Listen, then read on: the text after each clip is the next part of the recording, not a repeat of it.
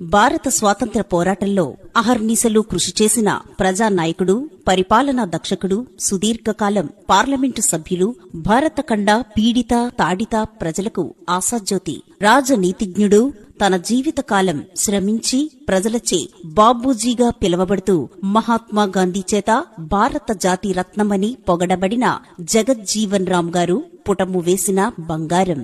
Doctor బాబు జగజ్జీవన్ రామ్ పేద దళిత కుటుంబంలో జన్మించి దళితుల హక్కుల సాధనలో అవిరామ కృషి చేసిన సంఘ సంస్కర్త.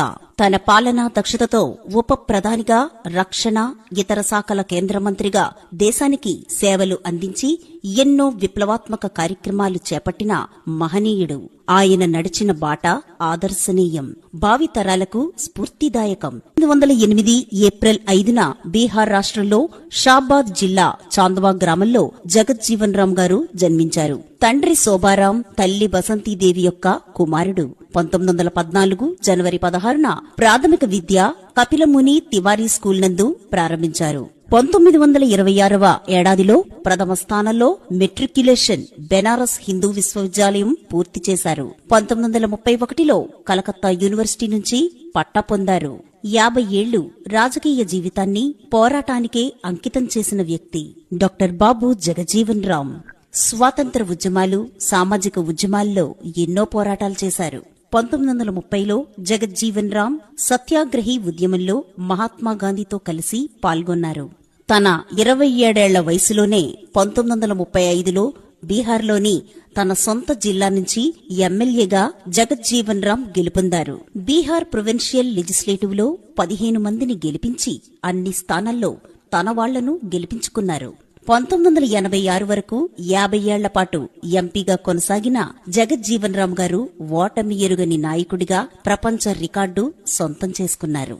స్వాతంత్ర్యం వచ్చిన నెహ్రూ కేబినెట్లో తక్కువ వయసు కలిగిన మంత్రి బాబు జగజ్జీవన్ రామే. 1947లో జెనీవాలో అంతర్జాతీయ సదస్సులో జగజ్జీవన్ రామ్ గారు ప్రసంగం చేశారు.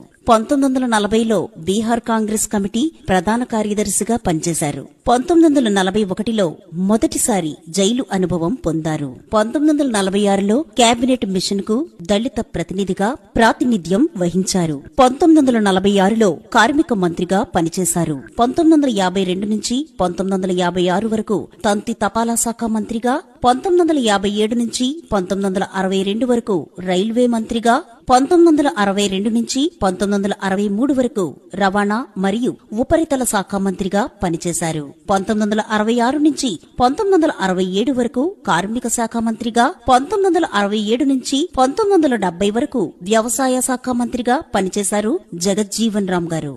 1970 నుంచి 1974 వరకు ఇండో పాక్ యుద్ధ సమయంలో రక్షణ శాఖ మంత్రిగా జగజ్జీవన్ రామ్ గారు పనిచేశారు.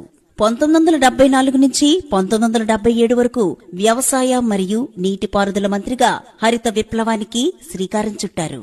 1977 ఎమర్జెన్సీ సమయంలో కాంగ్రెస్ కు రాజీనామా చేశారు. 1977 నుంచి 1980 వరకు రక్షణ మంత్రిగా పనిచేసి మరియు భారత ఉప ప్రధాని చేశారు. భారత ప్రధానమంత్రి అవ్వాల్సిన వ్యక్తి జగజ్జీవన్ రామ్ గారు. అంత స్థాయికి ఎదిగిన వ్యక్తి ఎస్సీ నుంచి మొట్టమొదటి వారు జగజ్జీవన్ రామ్ గారే.